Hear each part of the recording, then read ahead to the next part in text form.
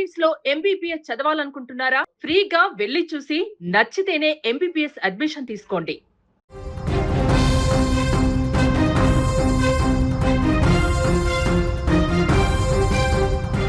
ప్రేమ ఇద్దరిని ఒకటి చేస్తుంది, కానీ అదే ప్రేమ చట్టాన్ని, బంధాలను, చివరికి ప్రాణాలనే బలి తీసుకుంటే ఉత్తరప్రదేశ్లోని మీరట్లో వెలుగులోకి వచ్చిన ఈ కేసు వింటే గుండె ఒక్కసారిగా ఆగినంత పని అవుతుంది.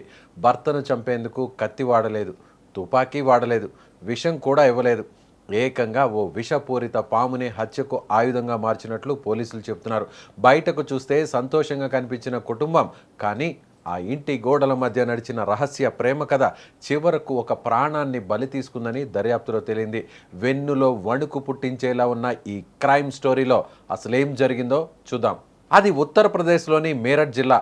అక్కడే ఓ ప్రాంతంలో అతుల్ పన్వార్, దామిని దంపతులు నివాసం ఉంటున్నారు. అతుల్ పన్వార్ స్థానికంగా ఓ పాఠశాల నిర్వహిస్తున్నారు.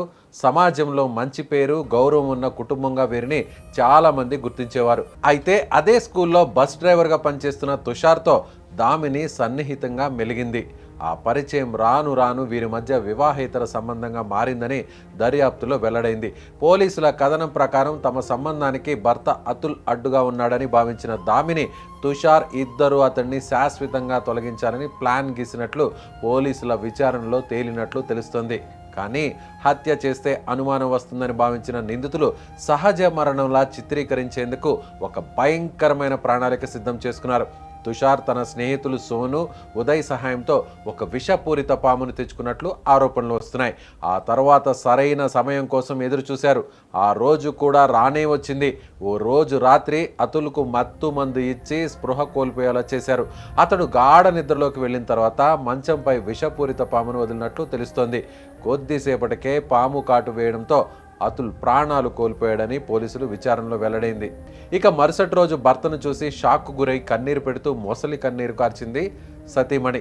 ఇంట్లోకి పాము ఎలా వచ్చిందో తెలియదని చెబుతూ భర్తది సహజ మరణంగా అందరినీ నమ్మించే ప్రయత్నం చేసింది. మొదట్లో పోలీసులు కూడా ఇతడిది సహజ మరణమేనే భావించారు. కానీ తీగలాగితే డొంక కదిలినట్లు దర్యాప్తు సంచలన విషయాలను బయటపెట్టినట్లు పోలీసులు తెలిపారు. భార్య ప్రవర్తన, ఆమె చెప్పిన వివరాల్లో తేడాలు, కాల్ రికార్డ్స్, ఇలా సాంకేతిక ఆధారాలపై దృష్టి పెట్టిన పోలీసులు ఒక్కో ఆధారాన్ని బయటకు తీస్తూ ఈ కేసును మరింత ముందుకు తీసుకెళ్లారు. విచారణలో తుషార్తో ఉన్న సన్నిహిత సంబంధం వెలుగులోకి రావడంతో ఇద్దరిని విడివిడిగా ప్రశ్నించగా వారి సమాధానాల్లో విభేదాలు బయటపడ్డాయని అధికారులు వెల్లడించారు. దీంతో విచారణను మరింత లోతుగా చేసిన పోలీసులు తుషార్ స్నేహితులు సోను, ఉదయ్ల పాత్రను కూడా గుర్తించినట్లు తెలిపారు. చివరకు దర్యాప్తులో లభించిన ఆధారాల ఆధారంగా నిందితులను అదుపులోకి తీసుకుని విచారించగా వివాహేతర సంబంధం కోసమే ఈ కుట్ర పన్నినట్లు నిందితులు ఒప్పుకున్నారని పోలీసులు వెల్లడించారు.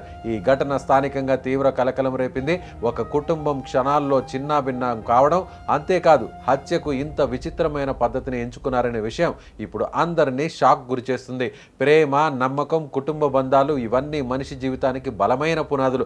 కానీ వాటిలో నమ్మకం దెబ్బతింటే పరిణామాలు ఎంత భయంకరంగా ఉంటాయో ఈ ఘటన మరోసారి గుర్తు చేస్తోంది.